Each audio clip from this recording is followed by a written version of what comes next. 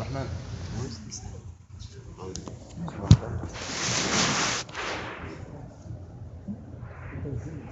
Quick.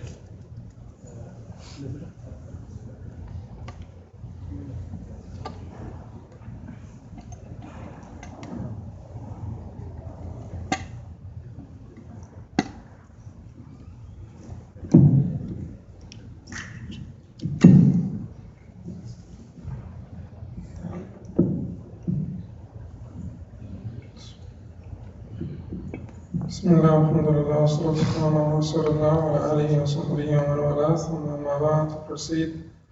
Inshallah we will go over, this will be a little bit different from the usual classes. I'll tell you how it will be different. But inshallah in the next 3 sessions that we have together, we'll go over as much of this book as we can cover, inshallah. This is Ibn al-Qayyim's book, Patience and Gratitude.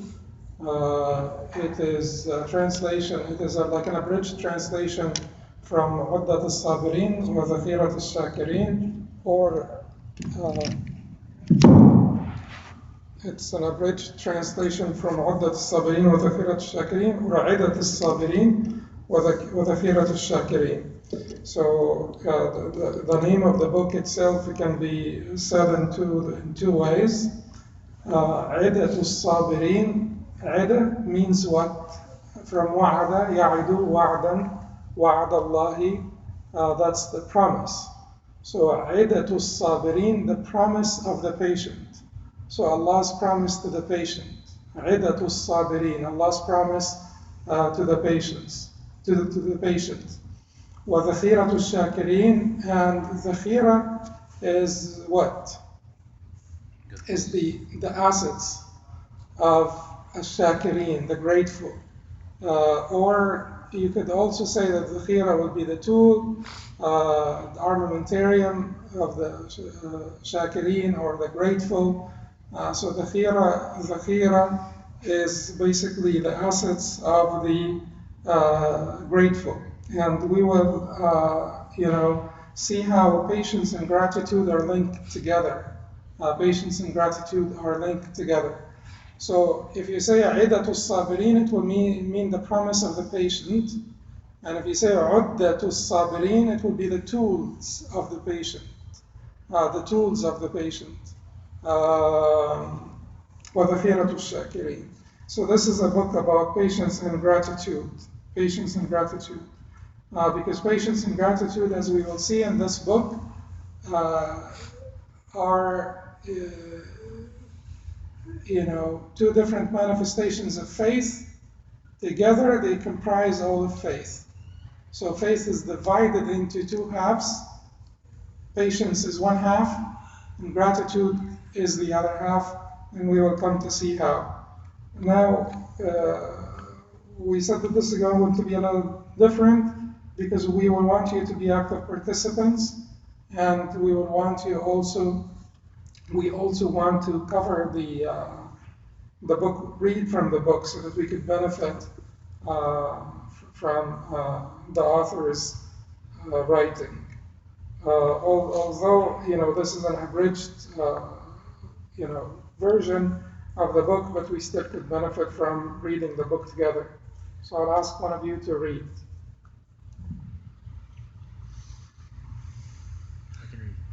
I can read.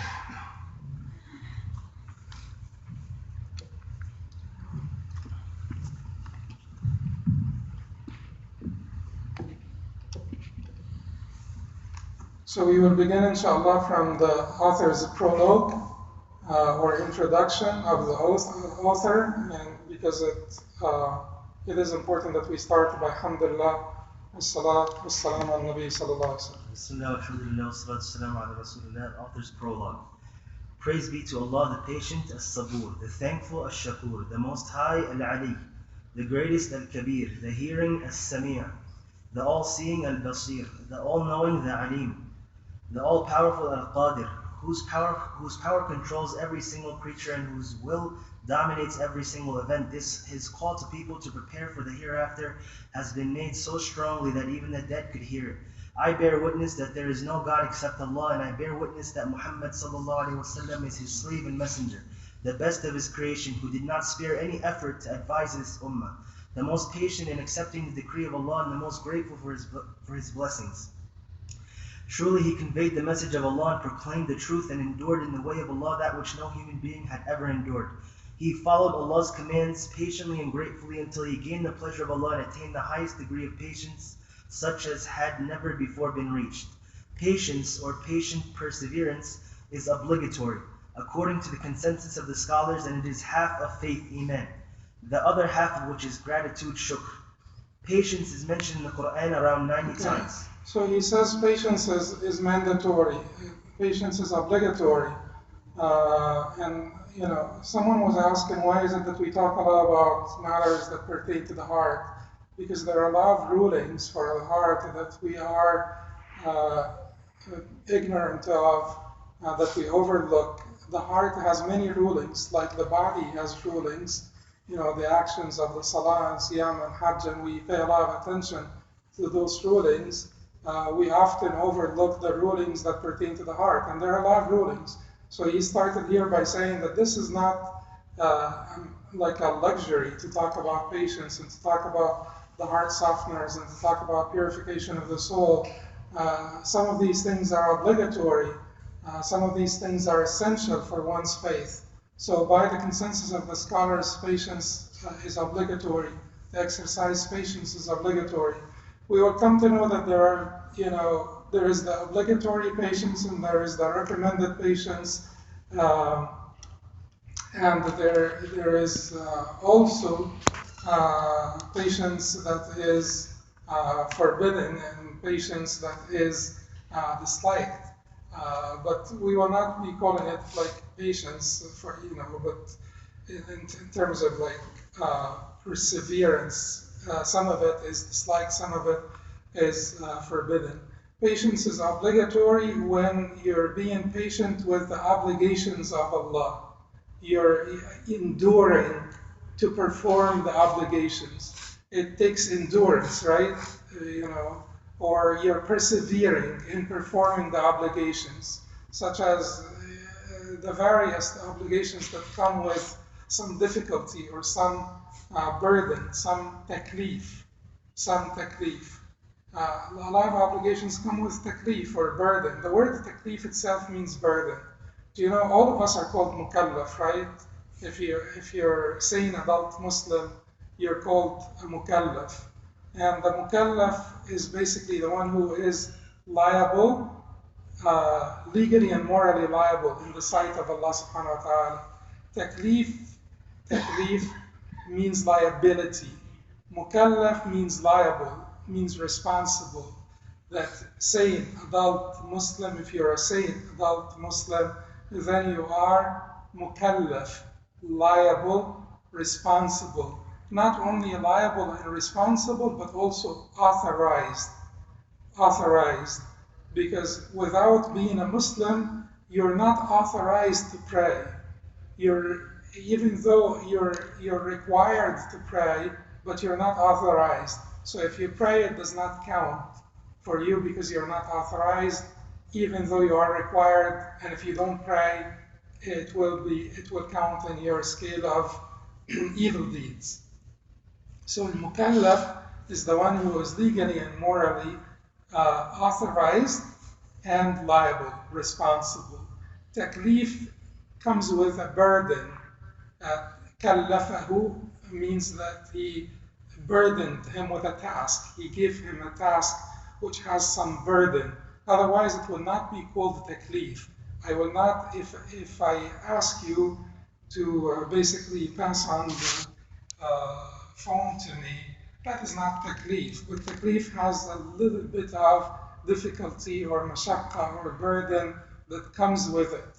But the beauty of the word mukallaf, that's why some of the words we need to basically commit to memory in Arabic, add them to our vocabulary in Arabic, because they have no accurate translation into English.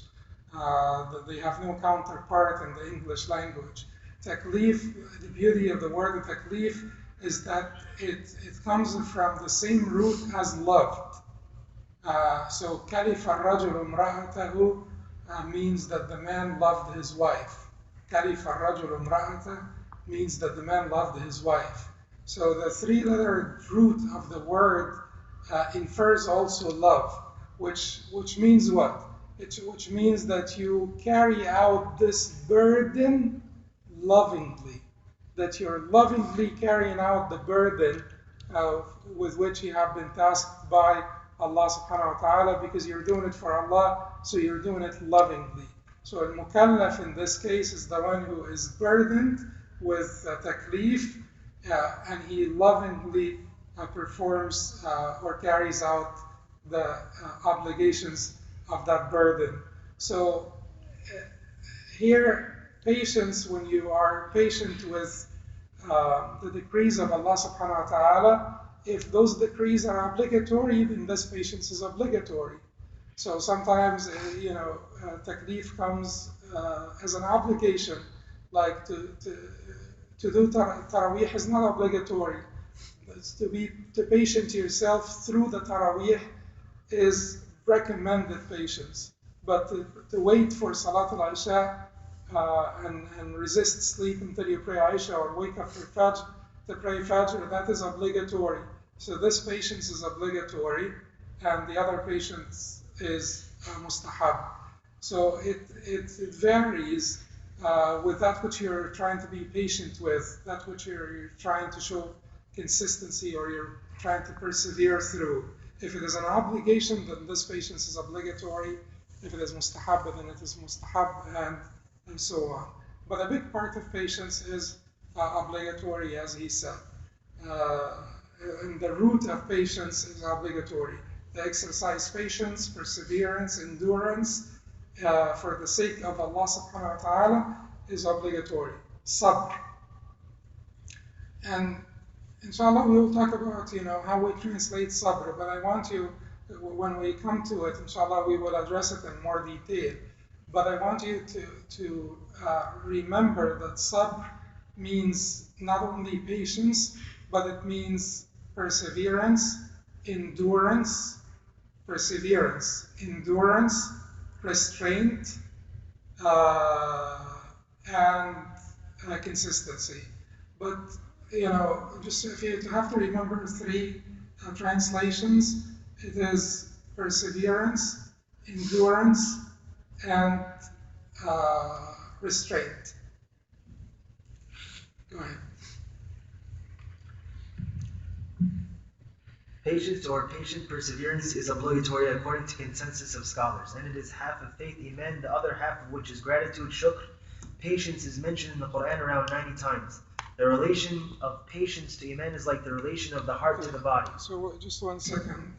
So you said that patience is half of faith, half of iman. How come patience is half of iman when we know that iman is 6 parts?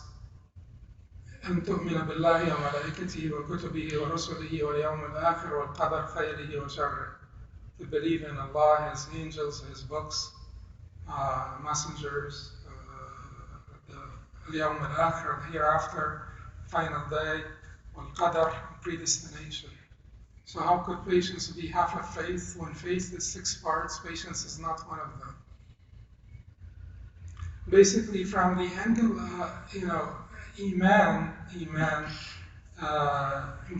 as a conviction is those 6 pillars. Iman as a conviction is those 6 pillars. But Iman is not only about the conviction.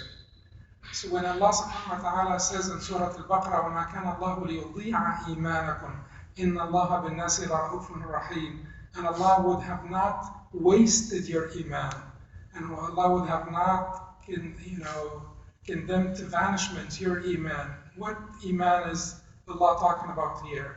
Your prayers towards Jerusalem. وَمَا كَانَ اللَّهُ لِيُضِيعَ إِيمَانَكُمْ, Allah would have not wasted your prayers towards Jerusalem. So Iman is, the Prophet ﷺ said that Iman بِضْعٌ وَسَبْعُونَ شُعْبًا عَلَيْهَا لَا إِلَهَ إِلَّا اللَّهُ وَأَدْنَاهَا إِمَاطَةُ الْأَذَى عَنِ الطَّرِيقِ. The Iman is 70 sun branches, the highest of which is La ilaha illallah, and the lowest is to remove harm from the road. To remove harm from the road. One of them is belief, faith, action of the heart, and the other one is an action of the body.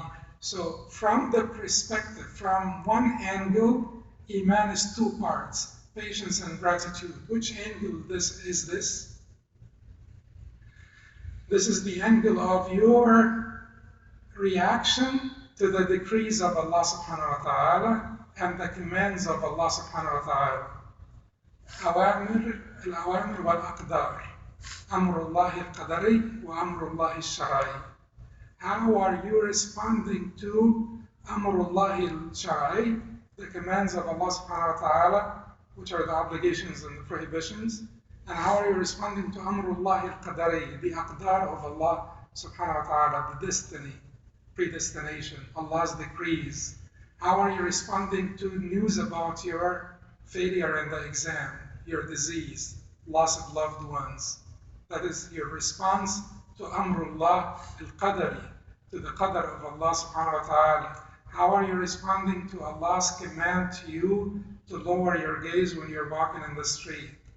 To lower your gaze when you see awrat that you should not be looking at. How are you responding to this? This is not Amr Qadari, this is Amr Shara'i. This is a demand from Allah subhanahu wa ta'ala, an emphatic demand, meaning an obligation, or in this case, an emphatic prohibition, meaning tahreem, that you should not look.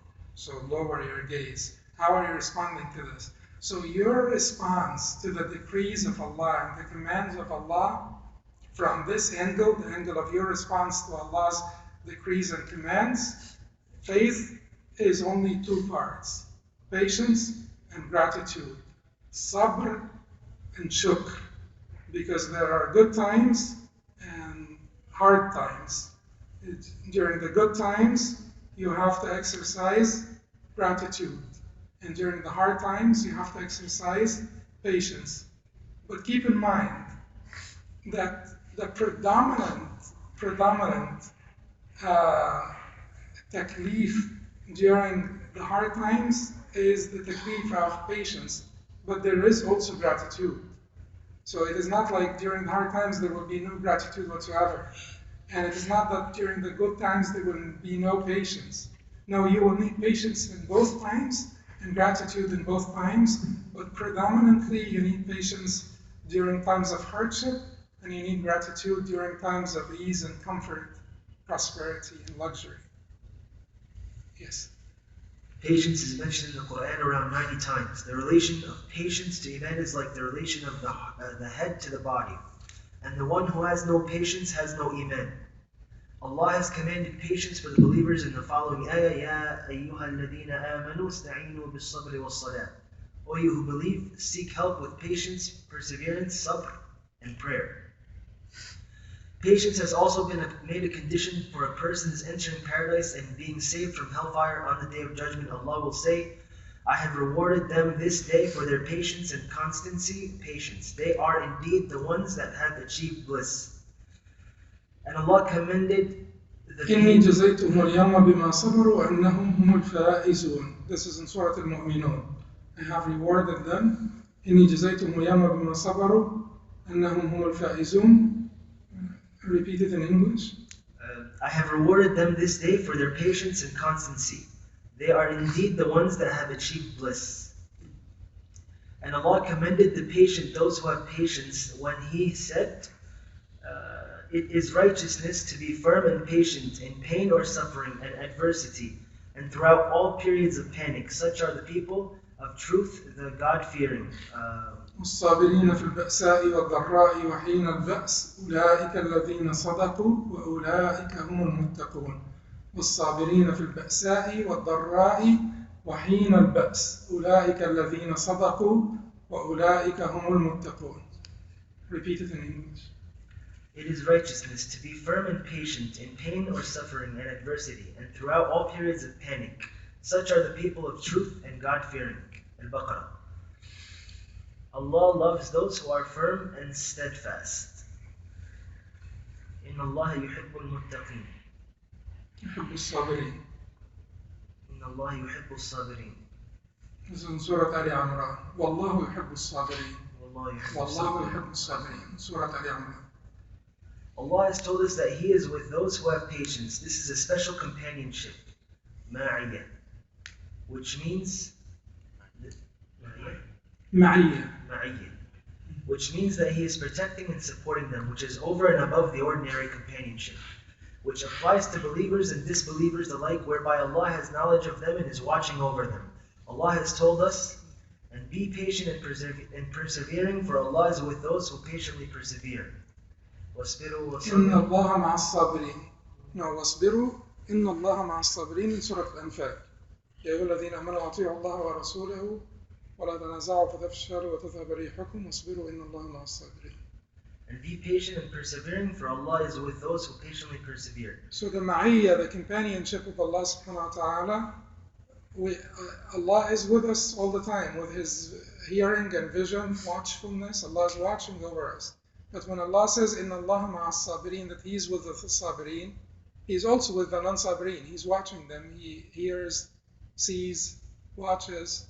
But the ma'iyya of Allah subhanahu wa ta'ala, sabirin, this is a ma'iyyat rahma.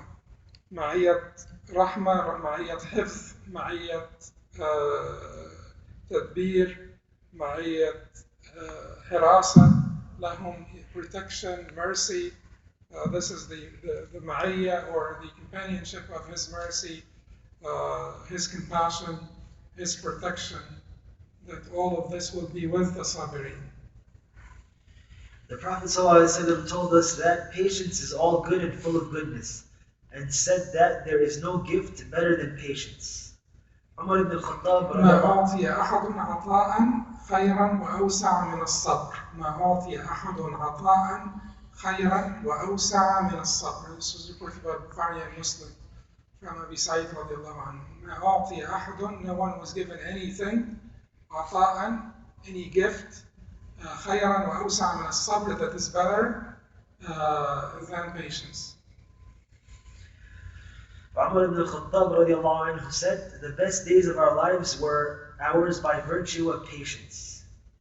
This book has been written to highlight the urgent need for patience and to explain that our happiness in this life and our salvation in the hereafter depend on patience.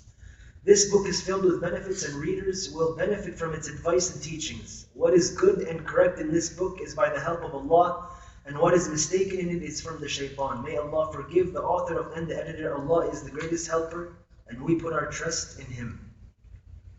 Chapter 1, the definition of patience. Sabr is an Arabic word which comes from a root meaning to detain, refrain, and stop.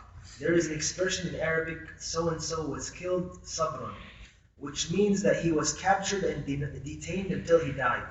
In the spiritual sense, patience means to stop ourselves from despairing and panicking, to stop our tongues from complaining, and to stop our hands from striking our faces and tearing our clothes at times of grief and stress.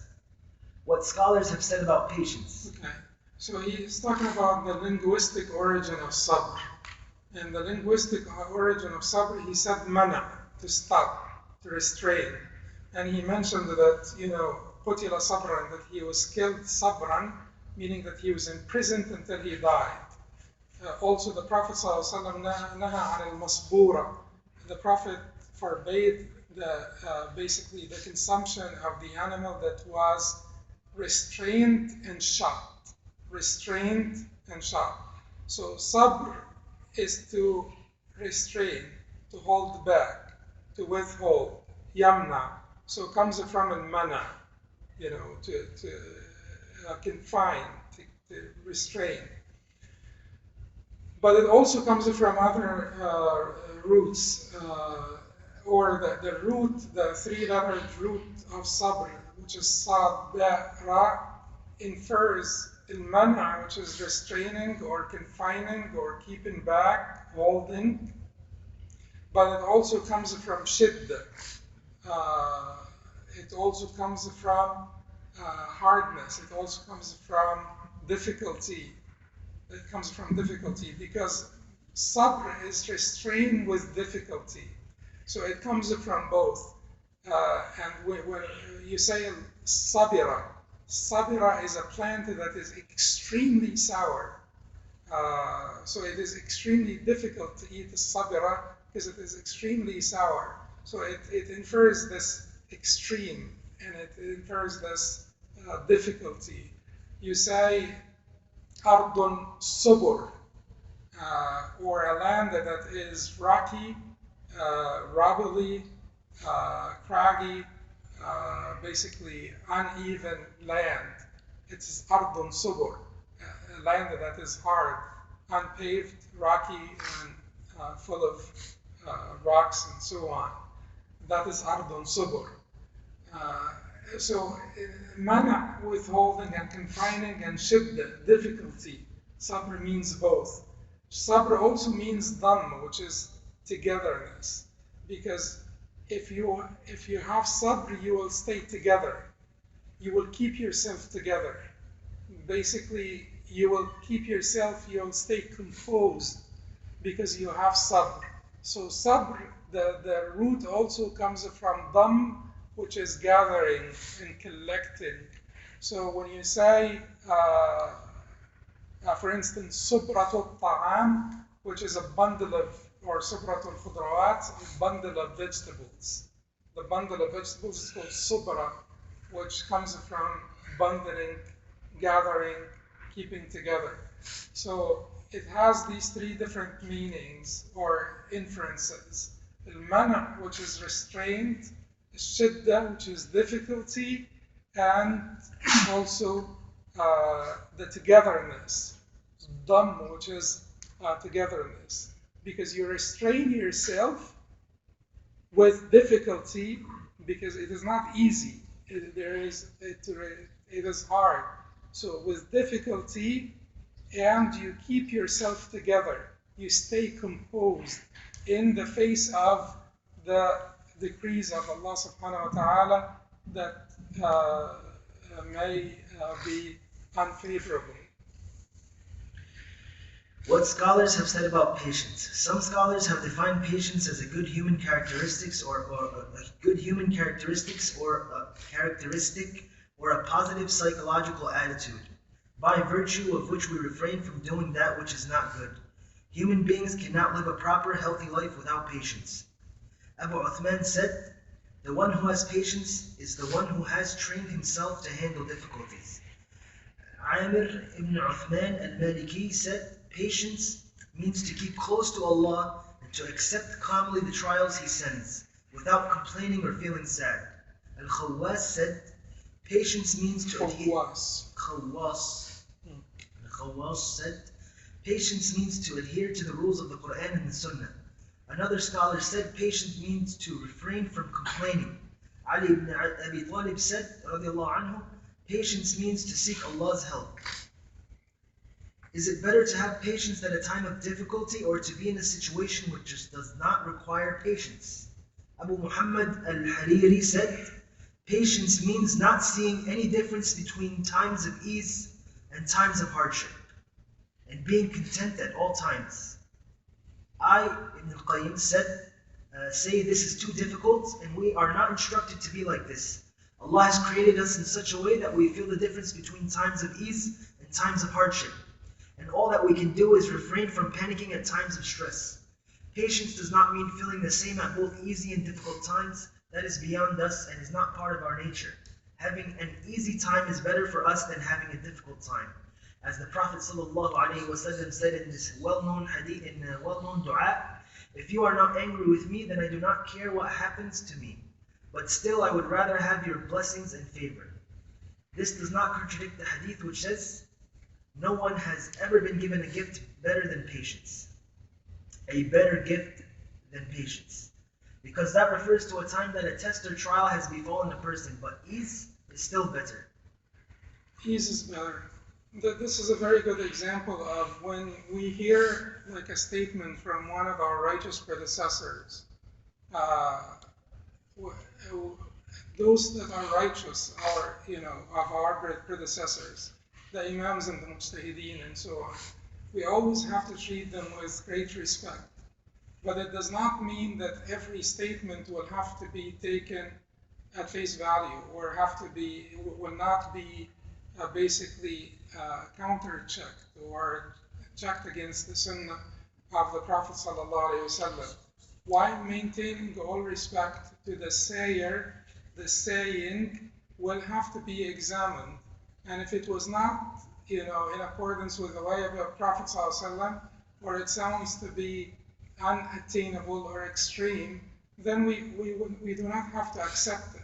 So when Abu Muhammad al-Hariri rahimahullah says patience is to have no difference between times of ease and times of hardship, is this human? No, it's not human. Did the Prophet ﷺ laugh, and was he happy at times and sad at times? Yes, he was. Allah said to him, قَدْ نَعْلَمُ أَنَّهُ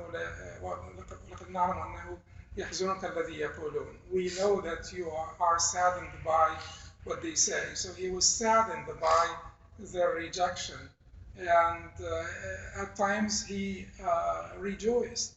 It is not natural to think that the Prophet ﷺ felt the same way after the victory of Badr and after the defeat of Uhud and after the death of Hamza radiallahu anhu. He did not. He felt different. So patience is not to be indifferent to the decrees of Allah subhanahu wa ta'ala, but patience is to restrain yourself from complaining. It is to restrain yourself from rejection. It is to restrain yourself from resenting the decree of Allah subhanahu wa ta'ala as the decree of Allah. Even though you dislike it, you dislike pain and suffering. And human beings naturally dislike pain. They naturally dislike defeat. They naturally dislike failure. They naturally dislike loss. You will dislike it. You will dislike the thing itself. But as the decree of Allah, you're accepting it without any resentment in your heart and with complete surrender to Allah subhanahu wa ta'ala, not to the decree. You're not surrendering to the defeat. You're surrendering to Allah's decree. But then you will try to get, to move beyond the defeat. You'll try to counter it, which whatever means you can. But you're accepting Allah's decree without a show of resentment to Allah subhanahu wa ta'ala and with complete surrender to His decree. Do you see the difference between not surrendering to the decree? Umar said, نُنَازِعُ الْأَقْدَارَ بِالْأَقْدَارِ. We counter the decrees by decrees. Because you know that this was decreed. Whatever happened in the past is decreed. But don't surrender to it. Like if you got defeated at the beginning of the battle, it does not mean that you say, well, it looks like Allah wants us to get defeated. You still continue to strive, and you still continue to succeed in your attempts. You're not surrendering to the decree, but you're surrendering to basically the commander of that decree. You're saying, I accept what you decreed, but then I don't know what you have decreed for me in tomorrow or the next hour or the next minute. So I'll try to resist that decree. I got like cancer. I will fight it as much as I can. I'll fight the cancer as much as I can. But I am accepting that you had given me cancer. I accepted you're giving me cancer. I will now fight cancer as much as I can without resentment of Allah's decree, with acceptance and without resentment. But the acceptance of His decree that He gave you cancer does not mean that you will surrender to the cancer itself. Yes. Yes.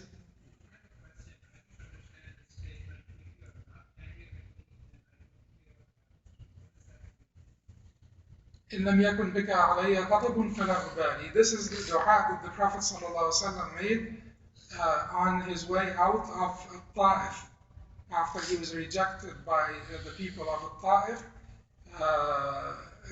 Allah said, the Prophet ﷺ made this dua in which he said to Allah subhanahu wa ta'ala, if you have no anger, if you're not angry with me, then I don't care of what I endure. or what I endured. But then the Prophet ﷺ said, وَلَكِنَّ عَافِيَتَكَ أَوْسَعُ لِي. But your ni'mah, your afiyah. Afiyah means basically safety from all hardships. Safety from psychological, physical, financial hardship.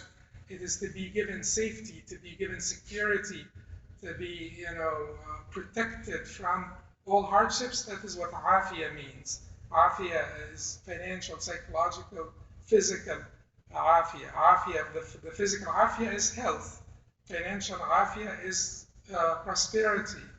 Afiyah of the mind is the peace of mind, contentment, and so on. Patience and shakwa, complaint. Shakwa falls into two categories. The first type means to complain to Allah, and this does not contradict patience. It is demonstrated by several of the prophets. For example, when Yaqub alayhi salam said, I only complain of my distraction and anguish to Allah. Innama ashku bathi wa huzni ila Allah. Earlier, Yaqub alayhi salam said, Sabrun Jameel, which means patience is most fitting for me. The Quran also tells us about Ayyub alayhi salam, and remember Ayyub dropped when he cries to his Lord, truly distress has seized me. Allahumma inni masani ad-durr. وأنت أرحم الراحمين. رب إني مسني الضر وأنت أرحم الراحمين. The epitome of patience, the Prophet ﷺ prayed to his Lord, O Allah, I complain to you of my weakness and helplessness. Musa ﷺ prayed to Allah saying, O Allah, all praise is due to you, and complaint is made only to you, and you are the only one from whom we seek help and in whom we put our trust, and there is no power except by your help. The second type of complaint involves... Okay, so the first type of complaint, patience, there is beautiful patience. You see, Sayyidina Yaqub alayhi salam in Surah Yusuf, when they told them that Yusuf was eaten by the wolf, what did he say? He said, فَصَبْرٌ جَمِيلٌ وَاللَّهُ الْمُسْتَعَانُ عَلَى مَا تَصِفُونَ وَجَاءُوا عَلَى قَمِيصِهِ بِدَمٍ كَذِبٍ قَالَ بَلْ سَوَّلَتْ لَكُمْ أَنفُسُكُمْ أَمْرًا فَصَبْرٌ جَمِيلٌ وَاللَّهُ الْمُسْتَعَانُ عَلَى مَا تَصِفُونَ فَصَبْرٌ جَمِيلٌ, then let it be beautiful patience. That is what Yaqub alayhi salam said. فَصَبْرٌ جَمِيلٌ, let my patience be beautiful patience. صَبْرٌ جَمِيلٌ. Because there is sabr jameel and sabr غير jameel, or sabr qabih. Sabr jameel is sabr without complaining. Sabr, because all people eventually will have to endure. Because you can't change the decrees of Allah, so you will have to endure them. But the sabr jameel is sabr without complaining, without resentment. He said for sabrun jameel, but then he said, إِنَّمَا أَشْكُو بَثِّي وَحُزْنِي إِلَى اللَّهِ. I complain only to Allah, which means that complaining to Allah is not counter to beautiful patience. It is not the complaining that is counter to beautiful patience. It is complaining to the people that is counter to beautiful patience. As one of the poets said, لَا تَشْكُوَنَّ إِلَى الْعِبَادِ فَإِنَّمَا تَشْكُو الرَّحِيمَ إِلَى الَّذِي لَا يَرْحَمُ. Do not complain to the ibad, for when you complain to the ibad, you're complaining to the one who is merciless against the one who's most merciful. Yeah, but when you complain to the ibad about the decrees of Allah, you're complaining to merciless ibad against the merciful Allah. فَإِنَّمَا تَشْكُو الرَّحِيمَ إِلَى الَّذِي لَا يَرْحَمُ. لَا تَشْكُوَنَّ إِلَى الْعِبَادِ. Don't complain to the ibad. فَإِنَّمَا, for when you do that, تَشْكُو الرَّحِيمَ إِلَى الَّذِي لَا يَرْحَمُ. You're complaining against the most merciful to those who have no mercy. So now, then he will talk about how complaining to the people is counter to beautiful patience. Complaining to Allah is not.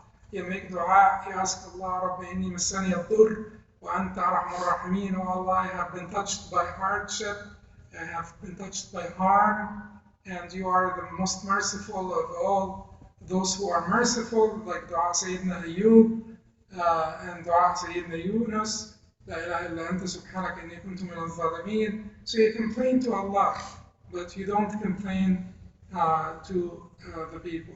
Yes, go ahead. The second type of complaint involves complaining to people, either directly through our words or indirectly through the way we look and behave. This is contradictory to patience. Opposing forces.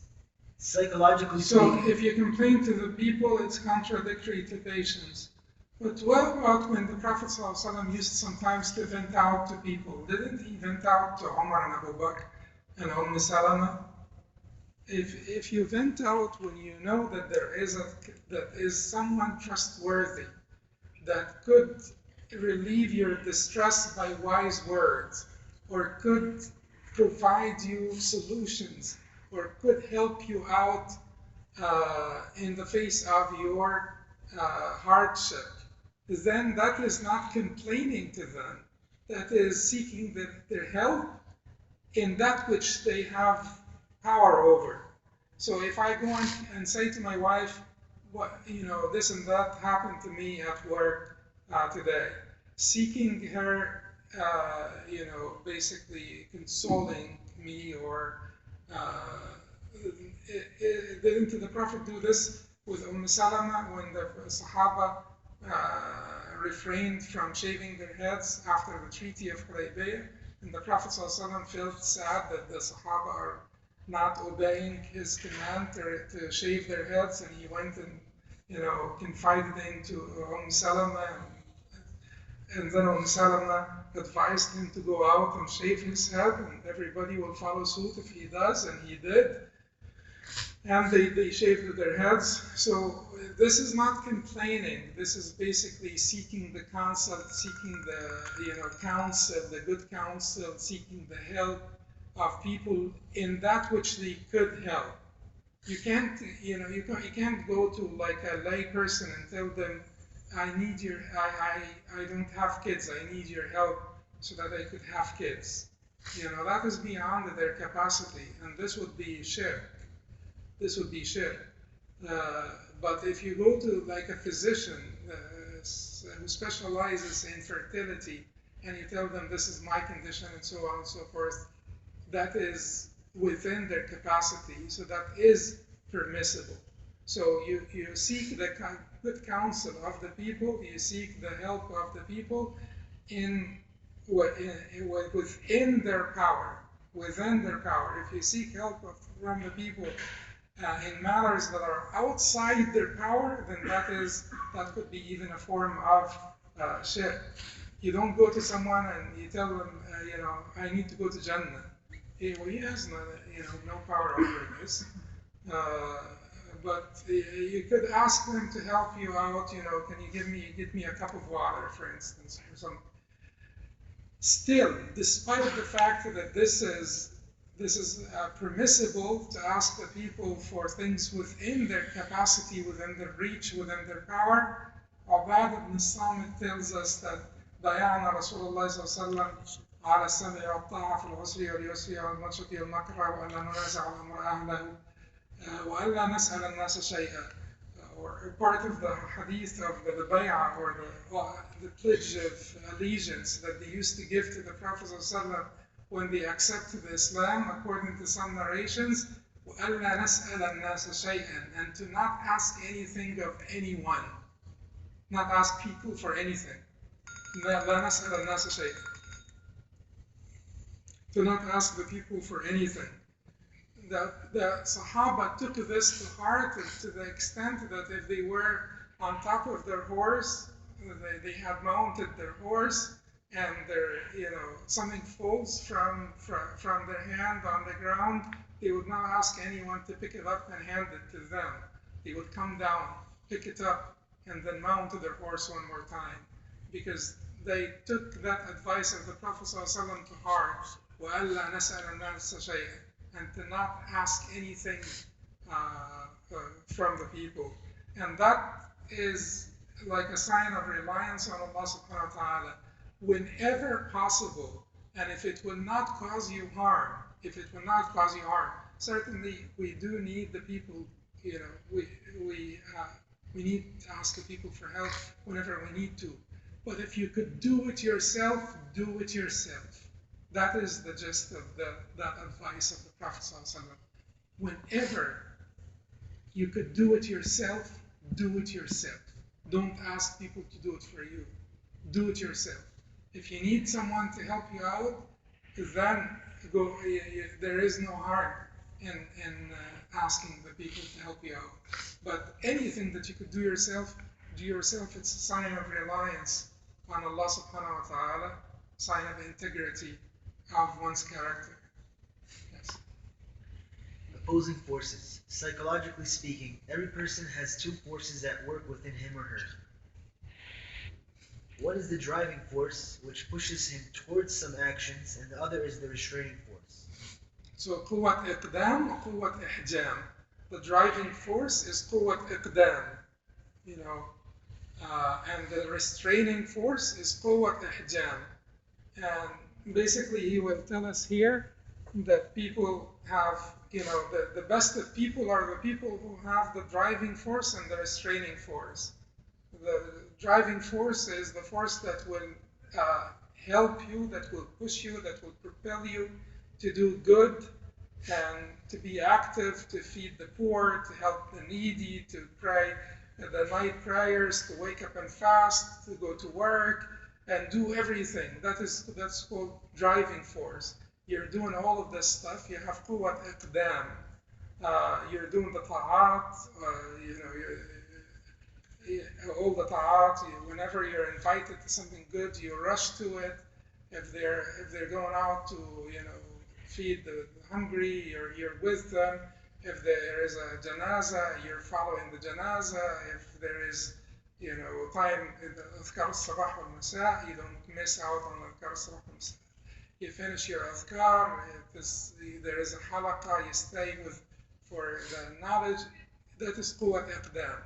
And قوة الإحجام is to restrain from that which Allah prohibited.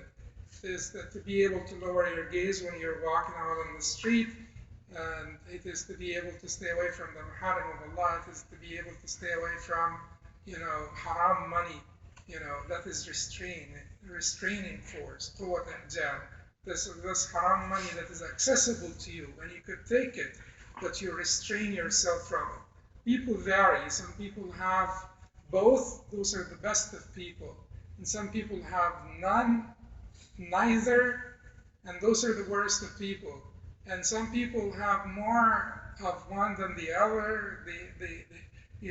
They have the ability to do a lot of good things, but they're weak in front of temptations. In the face of temptations, they are weak, and they fall for the temptations.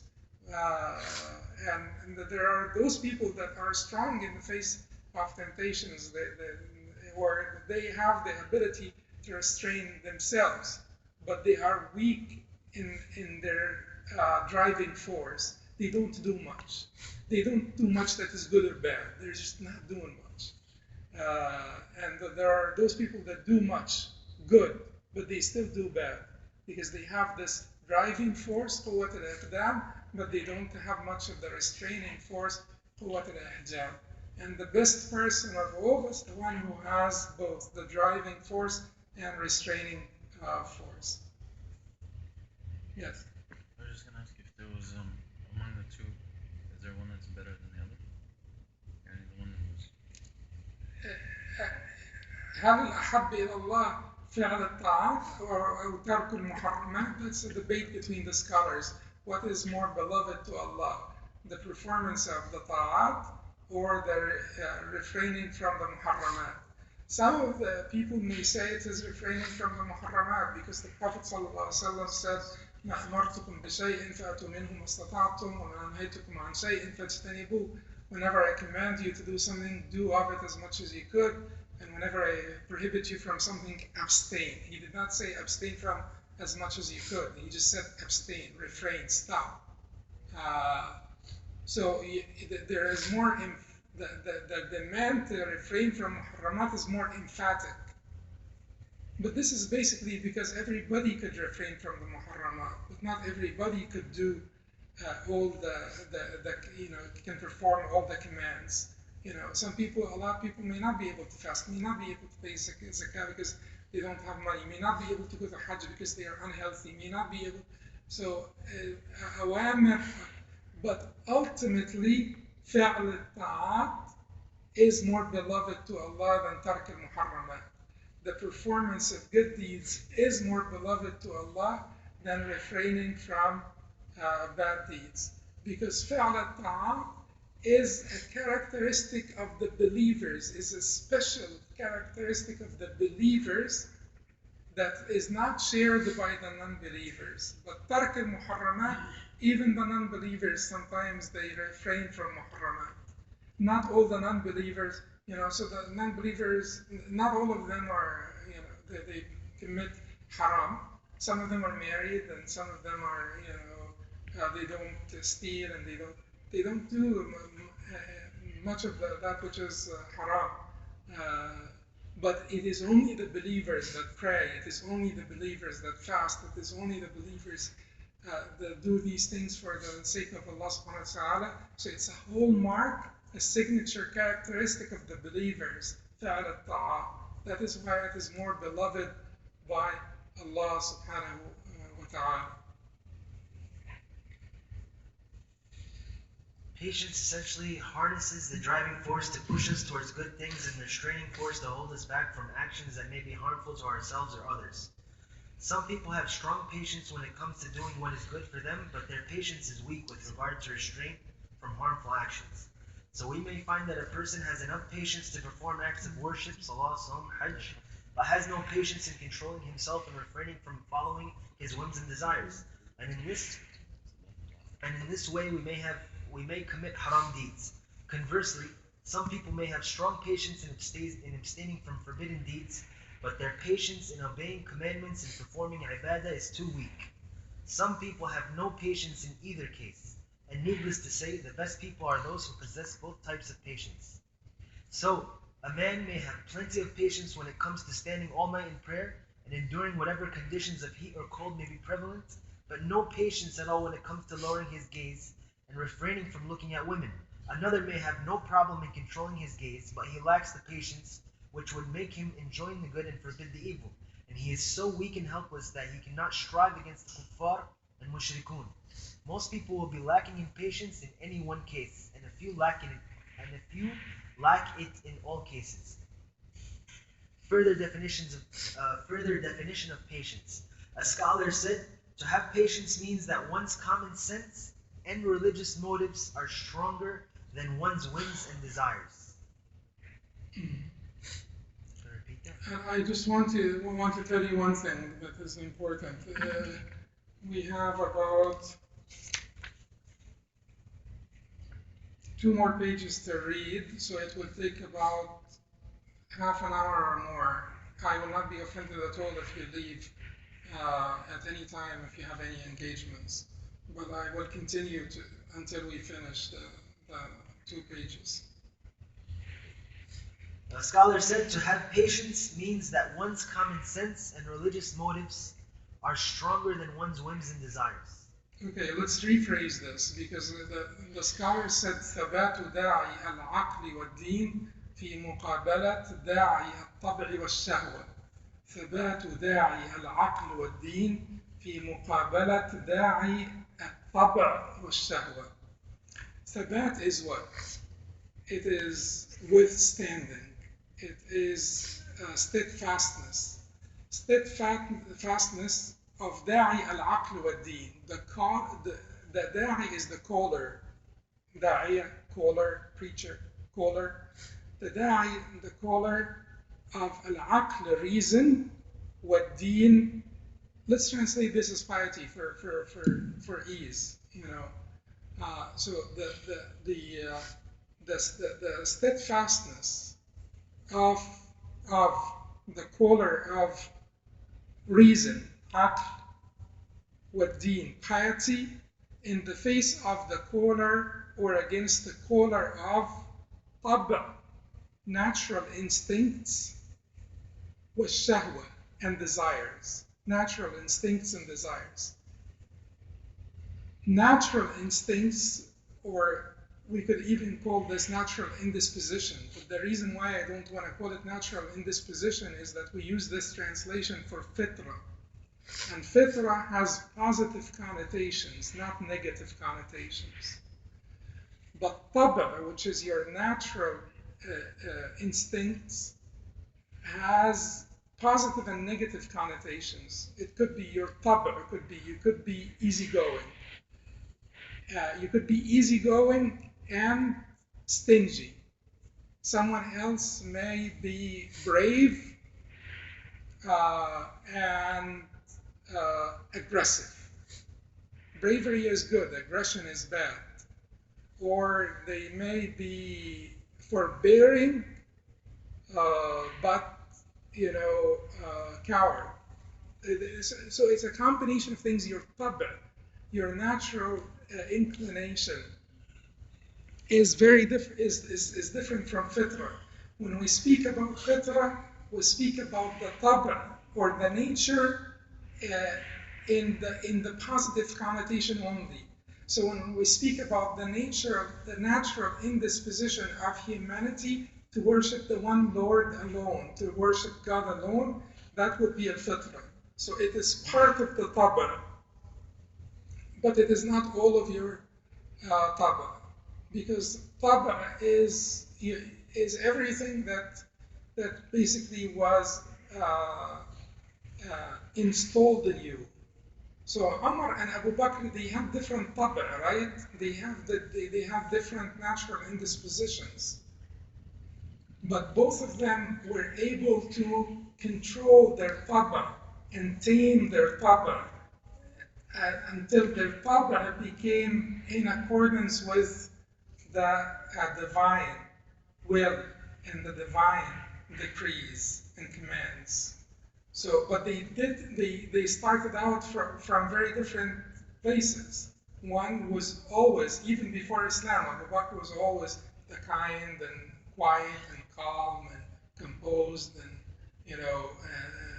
gentle. Omar, the strong, the brave, the sometimes overbearing person. And so they are coming from two different places, two different tabas, but they were able to control their tabas until they brought them under control and in accordance with the will and of Allah subhanahu wa ta'ala and the liking of Allah. So Abu Bakr became this brave and daring person during Hurub al-Ridda, the wars of the apostates. And Umar became this very gentle and tender person during his rulership, dealing with his the weak and the poor of his ra'iyah or of his subjects. He is extremely tender, extremely gentle. So both of them were able to bring their tab'a under control. So here, the scholar that said this was al-Ghazali rahimahullah. He said, ثبات داعي al-aql wa-din, the caller of reason. Inside you, there is a caller that tells you, stick to reason, adhere to reason. Reason, is good. Being reasonable, common sense, reason is good. And adhere to piety, adhere to your deen. And then there is another caller that comes from your natural instincts that will tell you, oh, she's such a beautiful woman. She's flirting with you. You should reciprocate. That is the natural instinct. The tab'a, da'i al-tab'a wal-shahwa. It is natural for men and women to have this attraction to each other. So it is natural if a woman, like a beautiful woman, is flirting with a man, it is natural for this man to reciprocate. That is the caller of your natural instinct, the caller of your shahwa, of your lust or your desires. But da'i al-aql, the caller of reason and deen, piety. Keep in mind, that is not even only the caller of piety, but the caller of reason also. Because a reasonable man who has integrity and has honor, even if they are not Muslim, they will say, yeah, but I'm married. I do not want my wife to do this, so I should not do it either. So the caller of reason is not to be ignored, because the reason that Allah had given you is good, as long as this reason is not defiant of the deen. Once it starts to defy the deen, then it is bad, then it's corrupted reason. So every time you are being called by the da'i al-shahwa, the caller of shahwa or lust or desires, da'i al-taba, the caller of your natural instincts. My natural instinct, when, if Yusuf, for instance, punched me, my natural instinct as a man, who has sort of, sometimes even not negative, but who has courage, who's not coward, is to punch him back. But I could say to myself, what if I refrain? How would Allah subhanahu wa ta'ala look at this positively? Would Allah subhanahu wa ta'ala reward me from restraining myself? Let me see why he punched me. Let me see why he spoke ill of me. Let me see why he gossiped about me. And let me not just reciprocate, because that would be my natural instinct, to reciprocate. No, I'm not going to reciprocate. I'm going to listen to da'i al-aql wa deen, to the caller of the aql, reason, and the deen, and not listen to the caller of natural instincts, taba and shahwa, desires. Yes. It is natural for people to have an inclination towards their desires, but common sense and the religious motive should limit that inclination. The two forces are at war. Sometimes reason and religion win, and sometimes whims and desires prevail. The battlefield is the heart of man. Patience has many other names according to the situation. If patience consists of restraining sexual desire, it is called honor. The opposite. No, it is called the iffa. And iffa would be chastity. So patience has many, many, many names, and we will see. All of the good virtues, they have a root in patience. They are rooted in patience. All of the good virtues, yes. So to restrain from sexual impropriety, that is called the what? Iffa. Iffa is chastity. Iffa is a good character. Yes. The opposite of which is adultery and promiscuity. Fujur or zina. Yeah. If it consists of controlling one's stomach, it is called self-control. It is shiba'un nafs, which is the satiety of the self. The opposite of which is basically a greed for food. If it consists of controlling one's stomach, it is called self-control.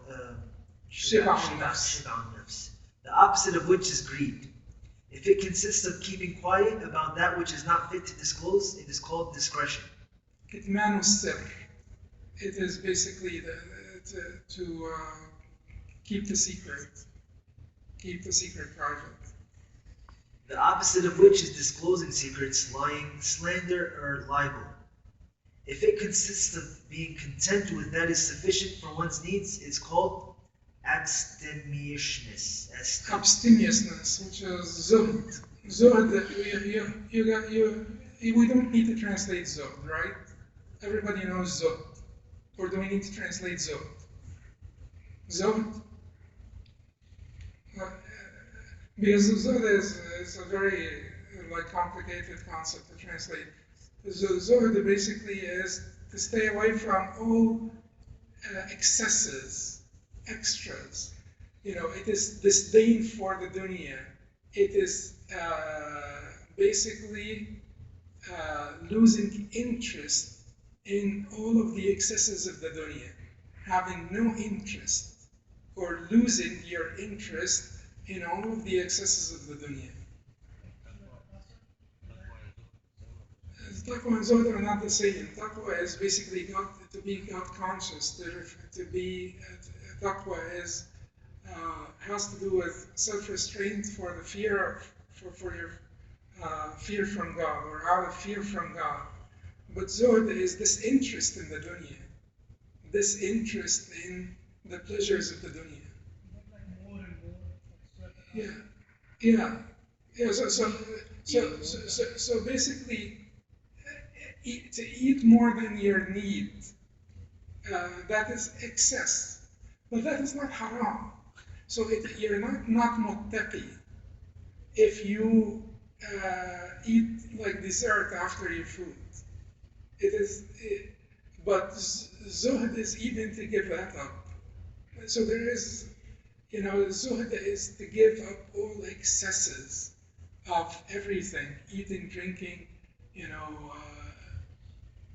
residence, car, to give up all forms of luxury in life, because because of you're disinterested in life. It's like when Abu Dharr al-Ghifari used to have no furniture at his home, and someone visited him, and he said to him, where is your furniture? And he said that we have a different home that we send our furniture to on regular basis. And so the man said, but as long as you live here, you need to have furniture here. متاع ترتفق به. So Abu Dharr al-Ghifari said to him, but the landlord will not leave us here. So the landlord will kick us out at any time. So it is basically to have this interest in dunya. كن في الدنيا كأنك غريب أو عابر سبيل. That is the manifestation of zuhd, to be in this dunya as a traveler or a stranger. Yeah. If it consists of controlling one's anger, then it is called forbearance. Hilm. The opposite of which is impulsiveness and hasty reaction. If it consists of refraining from haste, then it is called gracefulness and steadiness. Waqar. And waqar would be composure. Yeah. The opposite of which is to be hot-headed. If it consists of refraining from running away, then it is called courage. The opposite of which is cowardice. If it consists of refraining from taking revenge, then it is called forgiveness. The opposite of which is revenge. الصفح والمغفرة is forgiveness. If it consists of refraining from being stingy, then it is called generosity. The opposite of which is miserliness. الجود والكرم, generosity. So you see that patience here is everything. So chastity, courage, forbearance, شجاعة, عفة, حلم, وقار, ثبات, كتمان السر, الصفح والمغفرة. All of these great qualities are rooted in patience. If it consists of refraining from being lazy and helpless, then it is called dynamism and initiative. It is al-kays. Al-kays is competency. If it consists of refraining from blaming and accusing other people, then it is called chivalry. Mura'a. Yeah, it is. That is not a good translation. It is not about refraining from blaming other people. It is actually, in Arabic, it is وإن كان عن داعي إلقاء الكل على الناس وعدم حمل كلهم. It is to refrain from throwing your burden on the people and not carrying their burden. So, some people throw their burden on the people, but whenever people have a burden, they refuse to share it with them. And so, so that is not muru'ah. It is opposite to muru'ah. Muru'ah is when you hasten to helping the people when they have a burden, you carry it with them, whatever burden, it's not necessarily a physical burden, any burden. You help them out with it, you carry it with them, but you have a burden. When you have a burden of your own, you try to carry it yourself, by yourself. That is tamamul muru'ah. that is complete muru'ah, and muru'ah would be translated best as integrity, for the lack of a better word. Different names may be applied to patience in different situations, but all are covered by the idea of patience. This shows that Islam in its totality is based on patience. Is it possible to obtain the quality of patience?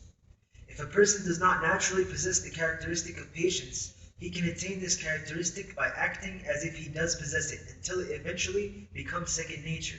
This is what the Prophet ﷺ has told us in the hadith: whoever tries to be patient, then Allah will help him to be patient. إنما الصبر بالتصبر. A person can also strive. This hadith is reported by Bukhari and Muslim from Abi Sa'id al-Khudri radiallahu anhu. إنما الصبر بالتصبر. And there is, the scholars disagree. You know, some people said that الطبع يغلب التطبع, that the natural instincts, the natural inclination or indisposition will overpower your effort, your effort in changing your natural inclination. Sometimes the natural inclination resurfaces every once in a while, but generally speaking, your effort at change will overpower the natural inclination. We're told to this by Allah and His Messenger, that because otherwise there would be no hope in change. And human beings would not have the tools to seek completeness and to seek perfection and to seek excellence, and all of these things are goals that human beings were demanded, to seek, whether emphatically or less emphatically.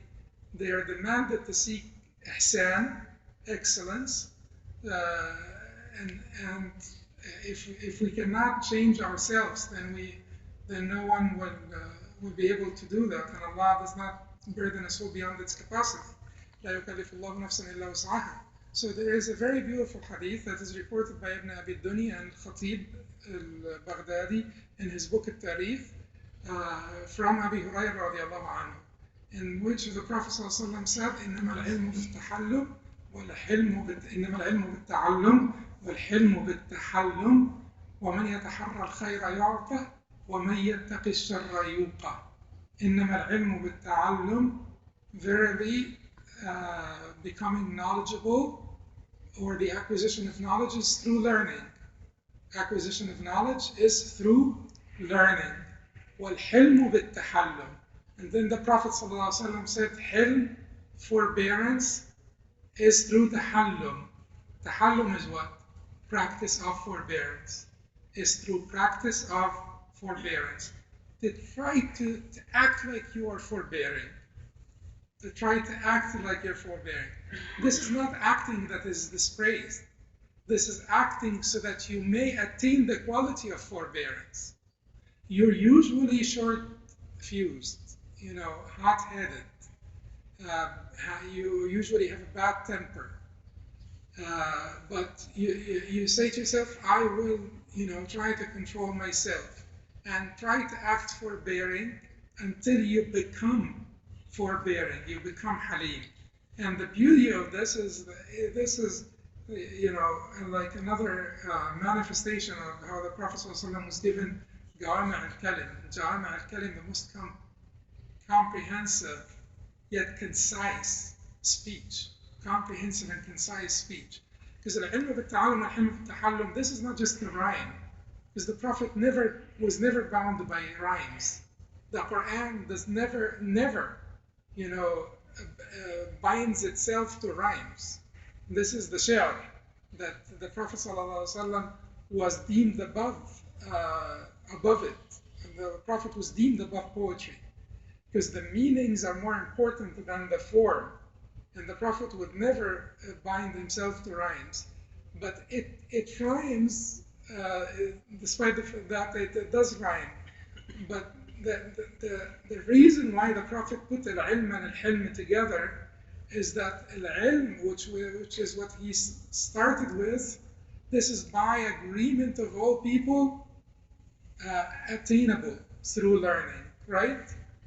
All sane people will tell you, yes, people learn, acquire knowledge through learning, and that is doable.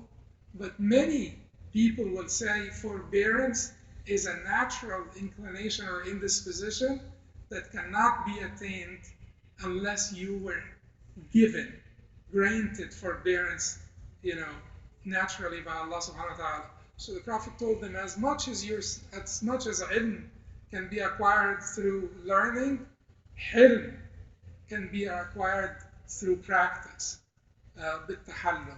ومن يتحرى الخير يعطى, and he who seeks good will be given good.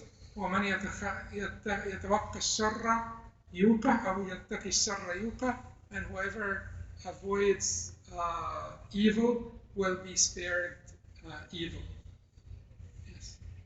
A person can also strive to control his sexual desire and lower his gaze until these two become second nature. The same applies to all other desirable characteristics such as steadiness, generosity, and courage. Everything is acquired through practice. Everything, every good quality is acquired through practice. And patience, becoming more patient, is acquired by tasabbur, practice of patience. To practice patience. Take it one step at a time, in small increments, because the Prophet said, أحب الأعمال إلى الله أدومها وإن قل أو ما دام وإن قل. The most beloved deeds by Allah are those that are consistent even if they were little. So take this matter, in small increments until you reach your goal of becoming patient and forbearing. Sabur wa halim. Patient and forbearing. That's it. That's the end of that part. Inshallah, next time we will go over the different perspectives on patience and the 5 categories of patience and other things. Inshallah.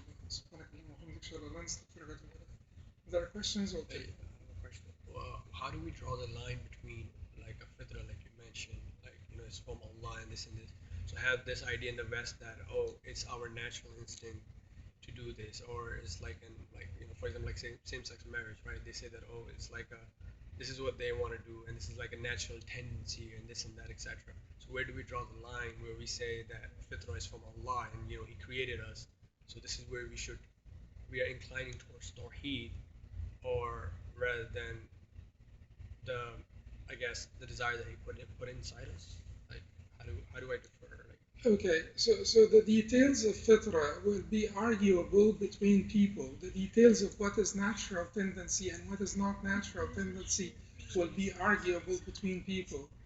But, Allah gave you the fitra of seeking Him, which should not be arguable between people, because basically the existence of Allah is necessary knowledge. Allah is wajib al-wujud. He is necessarily existent. The existence of Allah is necessary knowledge that does not require investigation, does not require thoughtfulness.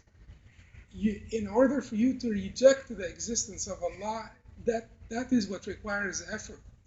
Because human beings naturally, and this is basically studies came out of Oxford, of Harvard, of every place, that human beings naturally recognize the presence of a supreme being or a deity or a maker for this universe. They are naturally compelled, to have this necessary knowledge of Allah's existence. Then Allah gave you this fitrah. It inculcated it in you to seek Him, and once you seek Him, then He will guide you to the details of your natural indisposition or natural tendency or inclination that could be, argued over by the people. So some people could say it is, homosexuality is natural, is a natural tendency for some people. Then Allah subhanahu wa ta'ala, keep in mind, the fitrah should get you to the door of Allah. once it got you to the door of Allah, then you're dependent on the guidance of Allah to figure out the rest of the details of this fitrah. So you ask Allah, is this natural? Did you create us with a natural tendency of being homosexual? And Allah would say no. Allah would say, وَلُوطًا إِذْ قَالَ لِقَوْمِهِ أَتَأْتُونَ الْفَاحِشَةَ مَا سَبَقَكُم بِهَا مِنْ أَحَدٍ مِنَ الْعَالَمِينَ. And remember Lut, when he said to his people, are you committing an obscenity, an abomination that no one preceded you to it, that is unprecedented. There is no precedent for it. It means what? That this particular behavior took place at one point in the history of humanity. It did not exist prior to this, and it was not the natural inclination of human beings, and it was the very first people to practice this were Qawm Lut, or the people of Lut. That is why whenever you argue with people or debate with people or discuss matters with people, go through the gates of Tawheed, because the details of the fitrah or the natural inclination or indisposition, tendency, what is natural and what is not, you're not going to be able to basically, through empirical science, win that debate. Through empirical science, you're not going to be able to win that debate. So unless you rely on the guidance of the divine guidance, this is a debate that is not winnable through empirical science.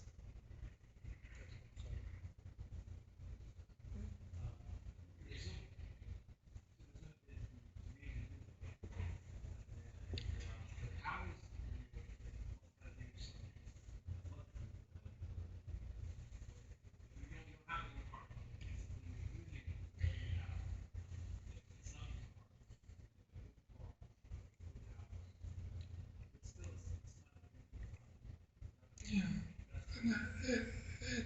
it's still okay. The Sahaba, many of them had a lot of blessings, and many of them were rich, and they had some of those luxuries, yet they were not in their heart, so they would still be considered Zahid.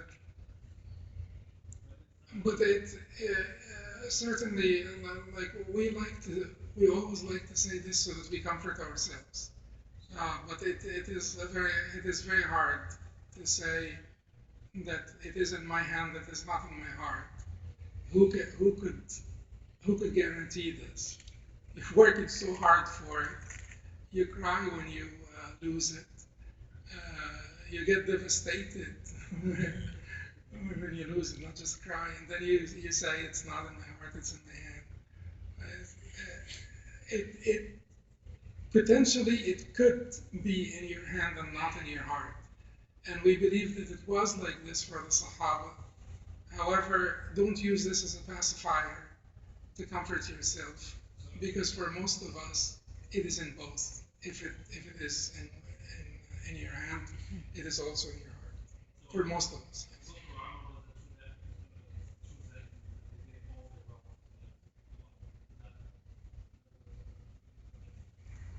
No, because you can't say that Uthman is not a true Zahid, or Abdurrahman ibn Auf is not a true Zahid.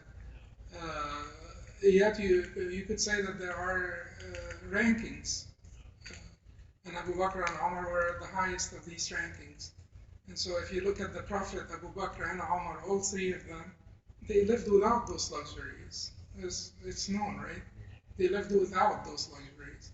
Some of the Ashara al-Mashurun bil-Jannah had those luxuries. But the best of the best, did not have those luxuries. So the best of the best will not have those luxuries. And it is possible to have them in your hand and not in your heart, but for most of the people, that is basically difficult to guarantee that it is not in our hearts. Unless you train yourself to basically give it up, or give up some of it. as a matter of testing yourself. Every once in a while, you do want to test your claims that you make to yourself. You make a lot of claims to yourself all the time. So every once in a while, you want to test the claims that you make to yourself. You mentioned that there was a part of sabr that's condemnable or looked down upon. Did that come later in the book? Yeah, it is basically to be patient with oppression. To tolerate oppression when you should not tolerate it. When you're commanded to defend yourself, or when you're commanded to act honorably, courageously, and you say, no, I'll just be patient. That is not, commendable patience. That's condemnable patience. So being passive, maybe? Being passive upon. Pacifism and the extreme manifestations of it are certainly a form of condemnable patience.